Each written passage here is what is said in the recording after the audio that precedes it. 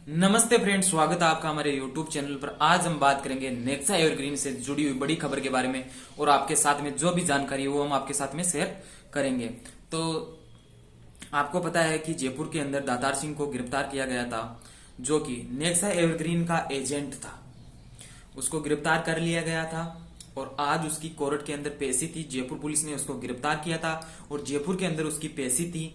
तो पेशी के दौरान जब उसको पेशी पे लाया गया तो जिन लोगों ने नेक्सा एवरग्रीन कंपनी के अंदर पेमेंट है वो इन्वेस्ट किया था, वो उन लोगों में से कुछ लोग हैं वो कोर्ट के बाहर पहुंचे।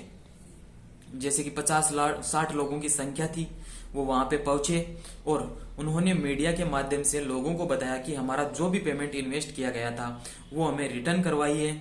और दातार सिंह और Subhash Bijaniya, Ranveer Bijaniya Nexa evergreen company से जुड़े हुए मतलब एजेंट है, एमडी सीएमडी है, उनकी जो प्रॉपर्टी है उसको सरकार के द्वारा सीज किया जाए और जिन लोगों का कंपनी के अंदर पेमेंट किया गया है इन्वेस्ट, उनको चाहे कम संख्या के अंदर ही पेमेंट वापस रिटर्न हो, उस प्रॉपर्टी को सीज करके उसके माध्यम से जिन लोगों का पेमेंट है वो कंपनी के अंदर इन्वेस्ट किया गया है उन लोगों को पेमेंट है वो वापस रिफंड करें।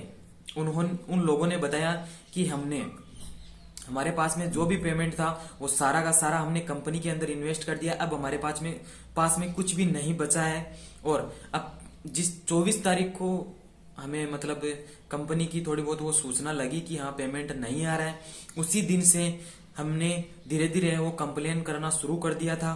और जो नेक्सा एवरग्रीन के एमडी सीएमडी थे उनके पास में कॉल भी किया। उन्होंने बोला कि 1-2 दिन का टेक्निकल इशू है, इसी के कारण आपका पेमेंट है वो रुका हुआ है और 1-2 दिन के बाद में आपका पेमेंट है वो पहले की तरह सुनिश्चित रूप से आने लग जाएगा। तो कोर्ट के बाहर जो व्यक्ति इकट्ठा हुए उन्होंने मीडिया के माध्यम से एक ही बात कही कि अब हम लोग हैं खुद मरने को और मारने को तैयार हैं, क्योंकि हमारे पास में जो भी संपत्ति थी वो हमने नेक्सा एवरग्रीन कंपनी के ऊपर इन्वेस्ट कर दी है। अब हमारे पास में कुछ भी नहीं बचा है। जो उनकी प्रॉपर्टी है उनको सीज करके या कैसे भी करके हमारा जो पेमेंट है वो हमें वापस रिटर्न करवाया जाए, जिसके कारण हमारा जो पहले का जीवन था उसी जीवन मतलब पहले की तरह हम सुनिश्चित रूप से जीवन यापन कर सके। तो उन्होंने एक ही बात कही कि इनका जो प्रॉपर्टी वगैरह है उसको सीज करके जिन लोगों ने पेमेंट इन्वेस्ट किया है उन तक वापस पहुंचाया जाए उनका पेमेंट, और इनको कड़ी से कड़ी सजा मिलनी चाहिए, क्योंकि उन्होंने लोगों के साथ में बहुत ही बड़ा फ्रॉड किया है। लोगों को बहकावे के अंदर लाके उनको लालच देके उनके पास में जो भी पेमेंट था उसको हड़पा गया है लालच देके।